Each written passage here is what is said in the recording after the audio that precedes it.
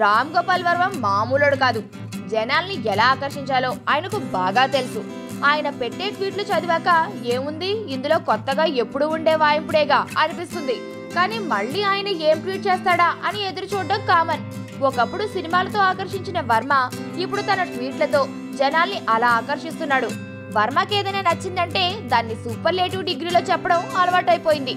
పవన్ కళ్యాణ్, ఎన్టీఆర్లను వాళ్ళ సినిమాలు రిలీజ్ అయినప్పుడు ఆకాశానికి ఎత్తేసిన వర్మ ఆ తర్వాత బాహుబలి టైంలో రాజమౌళిని, ప్రభాస్ను తన మాటలతో ఎక్కడికో తీసుకెళ్లిపోయాడు. ఆయా సమయాల్లో మిగతా వాళ్ళను చీమల్లా చూశాడు. ఇప్పుడు అఖిల్ విషయంలోనూ అలాగే మాట్లాడుతున్నాడు.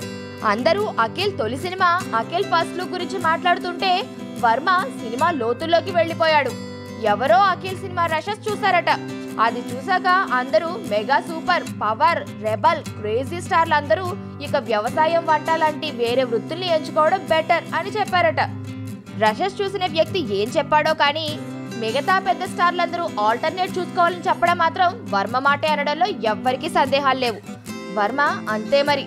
ఆ సమయానికి ఆయనకు ఎమోషన్ పీక్స్ కు వెళ్ళిపోతోంది. ఎవరినైతే పొగుడుతున్నాడో ఆ వ్యక్తి కూడా సిగ్గుపడిపోయేలా పొగిడేయడం వర్మకు అలవాటు. వర్మ మాట పక్కన పెడితే అఖిల్ ఫస్ట్ లుక్ అదిరిపోయిందనేదే వాస్తవం. మరే అరంగేట్ర హీరో ఫస్ట్ లుక్ కూడా ఇంత ఎఫెక్టివ్ గా లేదని అంటున్నారు టాలీవుడ్ జనాలు. సినిమా మీద ఇప్పటికే ఉన్న అంచనాల్ని మరింత పెంచేసింది ఫస్ట్ లుక్.